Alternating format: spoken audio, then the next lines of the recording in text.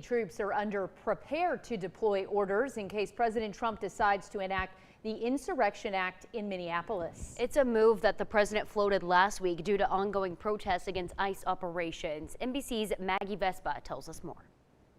As clashes over ongoing immigration raids mount here in Minneapolis, it appears the Trump administration may be preparing to take historic measures, with two defense officials telling NBC News the Pentagon has placed 2 battalions of the 11th Airborne Division, that's some 1,500 active duty troops, on what they call prepare to deploy orders. This after President Trump publicly weighed invoking the Insurrection Act here in Minneapolis, and those officials adding they have no further indication beyond those comments that the president will do so, calling the orders, quote, prudent planning. Now, this follows violent clashes over the weekend, including dueling rallies here on Saturday with conservative activists leading a pro-ICE demonstration.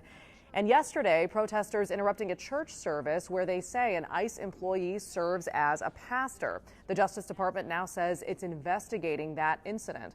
Meanwhile, Minneapolis Mayor Jacob Frey under investigation by the Justice Department, as is Minnesota Governor Tim Walz, both for, investigators say, potentially impeding immigration enforcement here. That's according to a senior law enforcement official and a person familiar with the matter. Frey saying this is stuff that happens in other countries, shouldn't happen in America. Governor Walz posting, quote, the only person not being investigated for the shooting of Renee Good is the federal agent who shot her. And then finally, we should point out all of this unrest happening against the backdrop of plummeting, dangerously cold temperatures here in Minneapolis. We were outside earlier when a wind chill of -23. It was so cold our gear stopped working, so we moved inside for the remainder of our reports today. And despite all that, again, these protests, these clashes continuing here on the ground.